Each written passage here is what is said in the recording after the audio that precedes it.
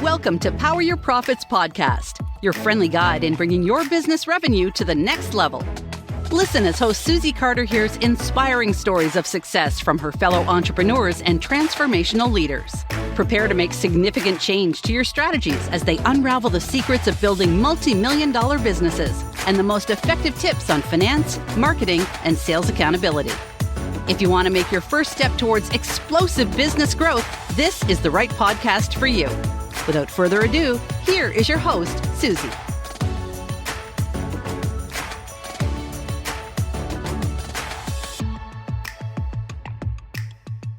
Welcome to this episode of Power Your Profit podcast. I am your host, Susie Carder, and you are going to love today's guest because everyone that is listening to this needs what my guest has. So Michael DeLon creates credibility.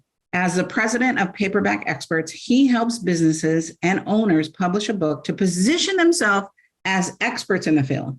Business owners seek out Michael to clarify their brand strategy, make them best-selling authors, and set up profitable podcasts. Yes, profitable podcasts. They use his credibility marketing strategies to gain more clients. We love it, get more referrals, and grow their revenue. Please welcome Michael DeLon.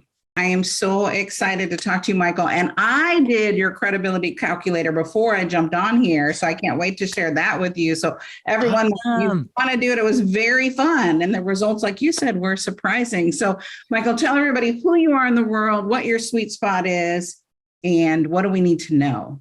Oh, awesome. Susie, I'm so glad to be here. Thanks for having me. So yeah, Michael DeLon, I'm founder and president of Paperback Expert. We help experts create their credibility by helping them create a book without writing a word. And then we teach them how to use their book in their marketing to gain clients, get referrals, and grow revenue. That is juicy. We're always telling our students, I don't do it. You got to write a book. It is one of the biggest credibility play. I didn't understand that until I wrote my first book, right? Yeah. All of a sudden it was doors open that weren't opening before. I'm like, that is magical, you know. Well, it's so amazing. Yeah, let me just stop there because I've been reaching out to people, right? And I get business owners a lot of times say, well, I'm just growing my business. I'm in the first 5 or 6 years. I've got to generate some profits before I can do a book. And I'm like, yeah, stop. If you flip that perspective around and create your book, it's going to generate. And so it's this mindset shift that people really don't understand of exactly what you experience and what I experience. So yeah, absolutely. Game changer, big time. Game changer. And so, you know, it is an expensive business card, right? So I love when people come to me, I'm going to write a book and make millions. Yeah. Well, you'll make millions from it. We won't absolutely. Make because you wrote the book, right? That's right. Yeah. Yeah. You don't get rich selling your book on Amazon or anything. You know, I tell the story of Simon Sinek. You know, we all know him, Start With Why. He did his little video and it went viral. Then he created his book. He went and did a book called Start With Why. But he's not making his money by selling his book. He's making his money by selling his ideas through his book. So he gets paid 6 figures for an hour speech because he's an author and all of that. So that's how you have to think about your book, and it's a platform that allows you to captivate the attention of your audience. And a qualified audience, right? We always talk about qualified leads versus leads. Like if someone's willing to buy a book or, you know, or download your book and invest time in reading a book, now we start to have that relationship. Absolutely. Right? Yeah. Building that. So I love that. Now tell everybody what the credibility calculator was. Cause I didn't know. I'm just like, oh, this is I'm just going to click on this and see what this is. Cause that's my personality. I'm very, and let me tell you, my score was 91 out of 100. Yeah, I know. I saw that come through. That's awesome. You're way up there. Still a little room for improvement. But so the deal, I talk about credibility marketing. Okay, that's my lane if I have one. And people kept asking me, well, what is credibility, Michael? And it was hard to define.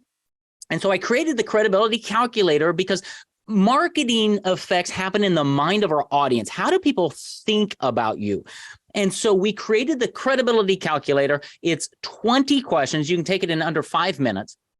And it has questions in there that really your audience, they're asking themselves about you. And are you a credible source? And once you finish the calculator, we give you a score of 0 to 100.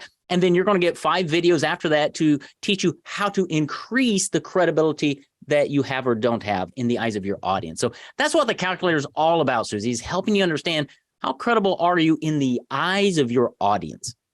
Well, and I love it because it just had me look at, I knew what I should have answered, but I'm like, I'm not going to fib. Right. No, it doesn't do anybody any good. I'm not even going to lie, Michael. I'm like, okay, but that's not what happens.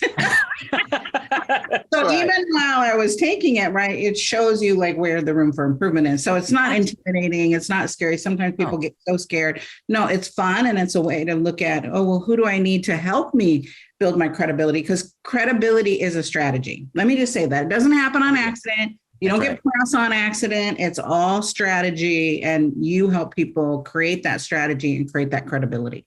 Absolutely. Yeah. And I mean, it goes all the way back from your signature message to the brand that you have to how consistent are you in your marketing in a variety of different ways, right? Yeah. So tell everyone, like, your first book on marketing. Yeah. How did that change your life?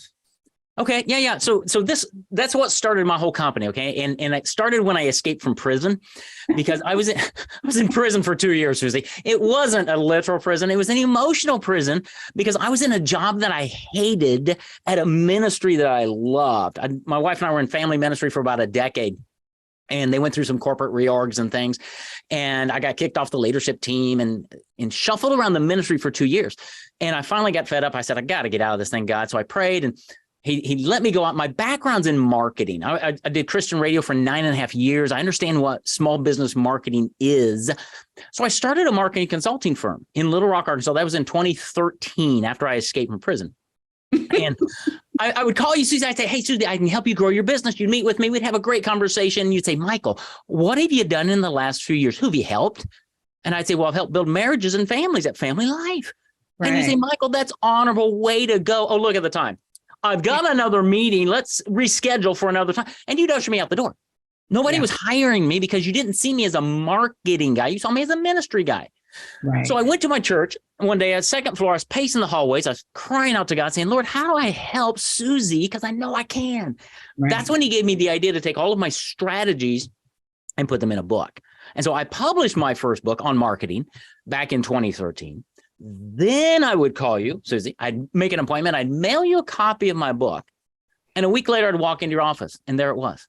My book was on your desk, dog-eared, highlighted, underlined. You'd read my book. And in that meeting, Susie, you'd say, now, Michael, in your book, you said, how do you help me do that? And you'd hire me. Right. I started gaining clients. Now, trick question, only trick question of the day, Susie. What changed between that first meeting you and I had and the second? Did my background in ministry change? Nope. Mm-mm. Did my understanding of marketing change? No. You see, the only thing that changed, Susie, is how you thought of me. When you got a copy of my book, I instantly became a marketing expert because I had a book. Yeah. It gave me the Disney Fast Pass to the front of the line. And you were there with pen in hand, ready to take down my prescriptions. That is what a book does for you. Yes. I can't. Yes. Makes such a big difference, right? Well, it does. And I think even more now than ever, because, you know, people are trying to deem themselves the expert. And right now, there's so many people are struggling in the economy and going, well, I don't have the money to do this. But that's a secret sauce, right? Well, it is. And in an economy like this, becoming an author is really important because the barrier of entry is higher to create a book than it is to do a Facebook post or even do a video series or whatever. Those are easy to do. And that's why everybody's doing them. Right. And that's why, I mean, they carry some credibility when you do them right, but they don't carry the credibility of being the author of. Right. That barrier to entry is so high. And when you put yourself out there, our culture, I mean, experts have books. Right. Are you an expert or not? Exactly. Oh, boom. He just smacked us upside the head. So if you don't, you're like, oh, I see. Yeah. So when you look at entrepreneurs right now, because you're working with authors and Oh, yeah. speakers and experts, what do you think their biggest challenge that they're facing right now, and how do we tackle it? Yeah, their biggest challenge really is they're chasing and they're following everybody else, what everybody else is doing. Okay. They think online's the only place to be, and they really don't have a clear, compelling message. Okay. Your message is what separates you from everybody else. And I don't see a lot of business owners, Susie, really stepping forth to have a clear, what I call a signature message, like right behind you. Wealth is your birthright. That everywhere I see you, I see that. Yeah. And I see your great logo. Those two put together, so you've got a message and a distinct brand identity. You put those two together and then bring your passion and your marketing prowess and all that, and you start growing. Most business owners are missing those two things. They show up like what I call a coffee bean.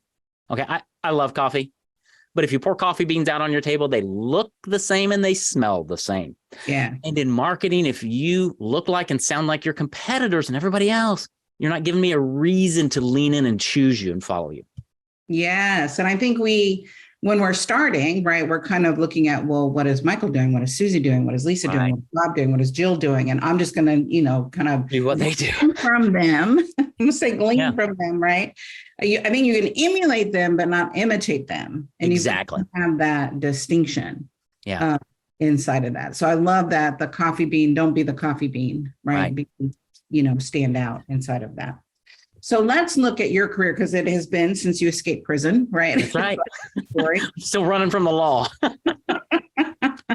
What has been your biggest lesson in business? So it could have been a challenge, a failure, an obstacle that, we all have those pivotal moments in business. It's like, I won't ever do that again. But I learned a lot, right? I learned a lot, and it gave me my general stripes. What would be that for you in your business? There's so many, it's hard to choose one. But 2 or 3 years ago, I was scared to do video. Okay. Mm-hmm. Because I thought, Susie, that I had to show up on video like my prospect thought I should look.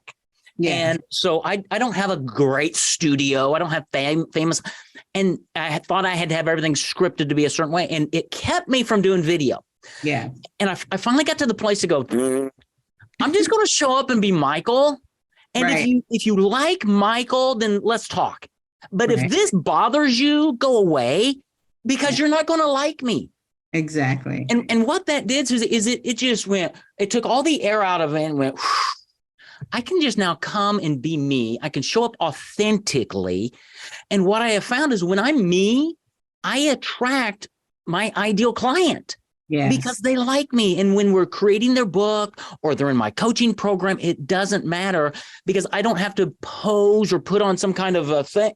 No, this is who I am all day, every day. And if you look at my videos that I send, they're all just like this. Right. I think that being genuine, just be yourself, that changed everything for me. That happened about 3 years ago. Well, I love that, because you're not saying I've been doing it for 30 years. It was like, I didn't want to. And a lot of people don't want to. But it is one of the things, me too. One of the things I hate doing, and my team's like, I need a video. So I just have video production days to just go, okay, let me just do them so I can, and there is that, like, how do I be in front of the camera? What do I talk about? But like you said, you have that book, that's your script. That's it right there.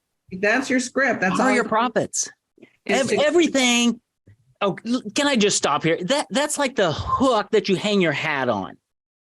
Everything you do comes back to that message. It makes marketing so simple, because you never really have to think about what you're going to say. You might have to think about the words, but your message is so crystal clear, and you always have an offer. Get a free copy of my book.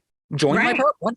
It makes marketing super simple. Now it's just a matter of which channel do you want to take that to that you can afford to dominate, whether it's Facebook or LinkedIn or direct mail or webinar. It doesn't matter. Those are channels. They all work. but they work better when you have a solid, clear message like you do. So sorry. Yes. No, I think that's perfect, right? You got to reiterate and you got to hear it over and over and over and over again until you finally get it. And you quit trying to bubblegum, shoestring, Band-Aid, duct tape. You quit trying to steal Michael stuff, Susie stuff, Bob stuff, steal stuff, whatever that is. But what is my message? Because we all have it, right? You do. Okay, let's stop there because I deal with a lot of business owners who go, I don't have anything to say. No, that's not true. Okay. Take somebody out to coffee. Take your friend out to coffee. Start the recorder on your phone or your computer and have them ask you questions about your background, your high school, your college. Why do you live where you do? Why do you do what you do? There is a story inside each one of you, and you've got to pull that story out, and that story will separate you from your competitors, and it will draw people towards you who have common ground in those areas. You all have a story to tell. You need to be telling that story. Right. And sometimes like you have to have someone pull that out. My marketing team helped me pull this out. She goes, Susie, this is what you say all the time. I'm like, I do? I didn't even know I was saying it. She's like, yeah, you do. I'm like, I like that. She's like, well, you say it all the time. Good to know.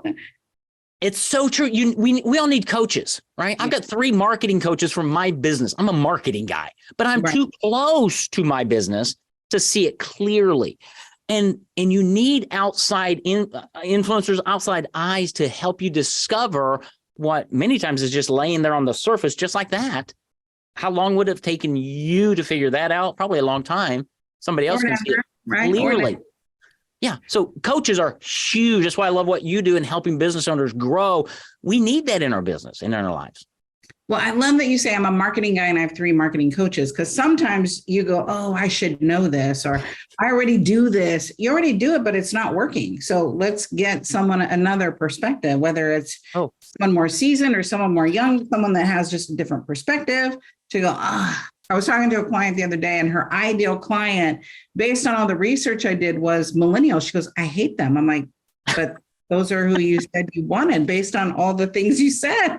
She's interesting. And she said her best client was a millennial. She didn't describe it that way, but when I said, here's what I'm seeing, she's like, oh my God. Oh my God. Oh my God. It's awesome. You go, I even said it was my best client, but don't want to market to that clientele. But you said it was your best. Isn't it funny? Yeah. Great. So let's shift just a little bit. And so this is, Power Your Profit podcast. We are talking about wealth is your birthright. So what has been, right? Because we're seasoned. Sure. Michael and I are seasoned, right? And one of the things that I remember when I was a kid, my mom would say, if I knew then what I knew now. And I'm like, could you just tell us? Well, what is that? Can you tell me? He's like, no, you got to learn. Okay. What has been your secret or your strategies to building your family's wealth? You and your family and your wife, what's been your strategies? Yeah. Low debt, high revenue. Here's a strategy. That is a strategy. Well, it really is. Yes. Have a budget. I married a woman who, by God's grace, put us on a budget 35 years ago, and it's awesome, right? She gives me my allowance and I can spend it and we're good. No, for wealth building, I'm a huge fan of properly overfunded permanent life insurance. Okay. Mm-hmm. Because it gives you the beauty of compound interest. Yes. Okay. Of access to capital when you need it. It's safe and secure. And it provides the money for heirs. Yes. So if you look at those 3, that's cash, compound interest, access, safety, and heirs. So what we've done as a family is we've put in place a few permanent life insurance that are properly funded to build wealth for future generations. In fact, I'm setting them up for my children now. My son's 27, my other son's 23. We just funded policies for them and their wives. Do you have any idea, Susie, in 40 years, because they're 20, when they're 65, how much money they're going to have in these reserves to get guaranteed tax-free income for the rest of their life and to be able to give generously to the kingdom and to have access to capital throughout life to buy cars, to buy houses, to get college funded, to start businesses? it's amazing what happens when you structure it properly. That's been our philosophy, and that's our wealth building mechanism for the future, because I have a 200-year vision for my company. And that is integral part of how we as a family are building wealth generationally, so that the next generation doesn't have to start at zero. Yes. And how old were you when you started that? My first policy was 10 years ago. Yeah. So I'm 56 now. So 46 is when I started. And we've just layered, and I think we're on probably our 6th policy right now.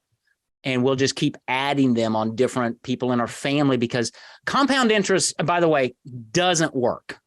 You just need to know that in our culture, because people don't leave their money alone. Right. They put their money in an investment, it grows, and then they pull that money out to go buy something, and it kills compound interest. Right. That's the beauty of life insurance, is that compound interest always stays. So anyway, I'll get off my hobby horse, but that's how we do it as a family. And I'm a huge fan, would love to talk to anybody about that. And I don't sell it. Okay. Right. I'll just tell you my philosophies. Well, that's one of my strategies as well, which I think I was 40 and I'm 56 now. So the same thing, like, I'm like, where has this strategy been my whole life? Like, I have other traditional ones, but that's been a big one to go, oh, and I borrowed from it and I funded my business from it. And, so I love that you're setting it up for your children. Oh, yeah. It's one of those things that you don't know, because I think we were taught to be afraid of it or don't do it. You don't need it. You're young. That's how I was taught when I was younger. Like, you don't need it. You're young. You've got all these years. And that's right. Nobody told us it was a wealth strategy, but that's how the rich get richer. And that's how they pass it from generation to generation to generation, is through life insurance. And so my second author wrote a book on this, right? And when I first was helping him write it, this was a decade ago, I went, what? This is crazy. No way. And he started, anyway, he started talking about how banks own it, how big, wealthy people own it, and I'm like, this is crazy. Where's this been all my life? Right. Well, so I'm a big fan to educate people, to point them in the right direction, say, here's how you can make it work. And then I get really excited when I build the spreadsheets and just look at very, very conservative returns over time because of compound interest. That is the magic formula that makes it all work. So anyway. That is the magic formula. So looking back now, what's one thing you would do differently in building your wealth, right? Because, you've got your business, that's a wealth strategy. You've got your real estate, that's an event, that's a strategy. You got the life insurance, that's a strategy. So looking back now, because we're seasoned, we can look back and go, oh, I wish I would have done this, whatever this was. Yeah. Yeah. I really think it would be, I'm going to beat it on the head, is living a simple life. For me, it would be not moving so much. Okay. My wife and I have moved about 5 times. So we would build equity in a house and we would sell that house and we'd go buy another one. And then we'd take that equity and then we'd stay there for a few, then we'd buy another one, then we'd buy another one. And that's not a bad thing to do, but I think there's a play to be made to say, if you're going to be in one area for a long time, find a great house, maybe spend a little bit more at the beginning than you think you should, but stay in that house, because you're going to not lose the realty fees and things of that nature over time. And if you take that savings and strategically deploy it into a properly funded permanent life insurance policy, you're going to have more wealth. Yeah. Because I think we move many times for the wrong reasons, but we bought houses that were too small. And so when we started having kids, it was like, I got to go buy a bigger house. Right. Well, yes and no. So be more strategic in buying that first house and stretch yourself a little bit, stay put, build equity, invest. And I think that's where I think I would have changed. I would have stayed put. I would have bought a little bit bigger than I thought. I would have stayed put longer and redeployed those monies instead of giving it to the mortgage company. I would have put it into my mortgage company. That is great coaching right there. Okay, so let's go back to talk about book. How does somebody start to write a book with you? Because most people are afraid. Like for me, my brain works faster than my hands. So totally. All of a sudden I read, I'm like, what the heck was I talking about? So what is your strategy? How do you help authors create an amazing book? And I want to say that your books are not pamphlets. Oh, heavens no. They're books. They're books. Yeah. They're 120 to 150 pages. Yes. Okay, so talk about that. What's that process? Because we have a lot of people in our community. They're just afraid. Yeah. Well, I'll tell you, the first thing I'll tell you, Susie, never write a book. And what I mean by that is exactly what you just said. Never sit down and just start typing a book because number one, it's slow. Number two, you're going to self-edit. Oh, that's not what I want to say. Delete. Our process is we work with thought leaders and experts who can speak and communicate. And so we have a staff of writers. We're going to get your brand message dialed in first. And then we're going to connect you with one of our writers who, through a series of Zoom conversations, they're going to ask you the questions, and we're going to extract out of your brain all of the information that is needed for your book. You're going to not write your book. You're actually going to speak to write your book. That's our process. But a writer, a professional writer, is going to interview you. They're actually going to write your book using your words, your phrases, your content. So the book comes out in your words. Yes. And it's beautiful because it takes less than 24 clock hours of your time over, 6 or 7 months of our time. This is not an overnight pill. Okay. But what you end up with is an asset like you have, like I have, that's going to be there for a very long time because a book has shelf life. And in our culture, it's sacrilegious to throw it away. When you put your book in somebody's hands, Susie, they're going to keep it around. You become a household fixture to build that relationship that's so important. I mean, I've got books back here. I've got books over here that I continually go to. That's what you want your book to be for your audience. So we help you get your book created very quickly through a speak to write process. We publish you to Amazon Kindle. We make you an Amazon bestselling author, guaranteed. We've got a whole process to do that. And then the real sizzle happens, Susie, is what do you do with your book? Now that you've got it, yippee skippy, I've got a book. So what?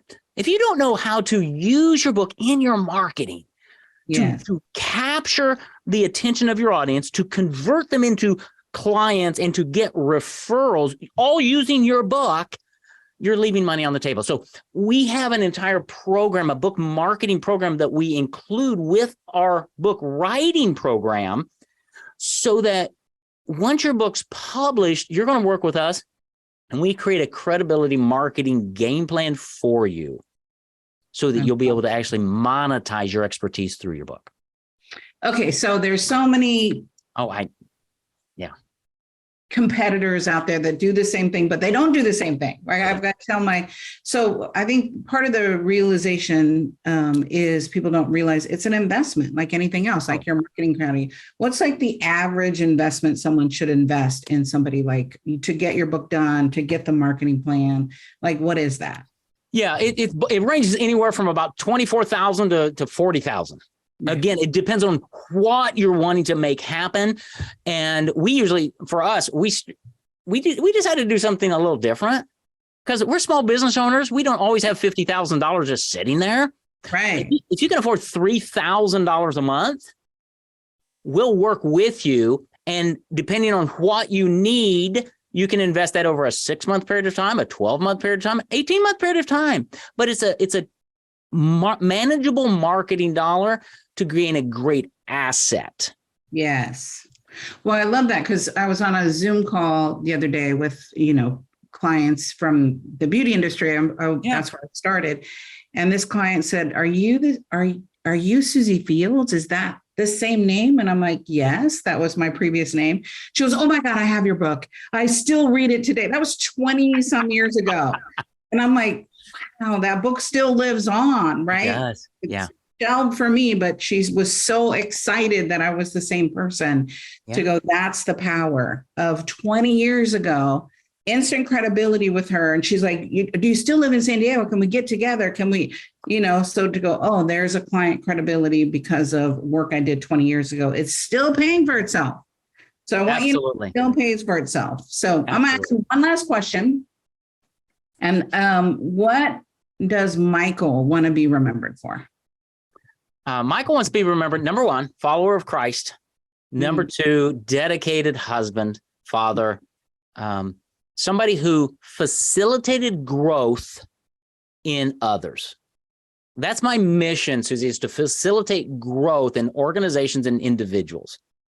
And everything that I do, that's what I want to bring to the table. That's why I love being here. I hope I can facilitate growth in your life and the life of your audience. But if people will remember that I'm here as a servant of Christ, I'm here to steward whatever he's given me and to help other people any way that I can.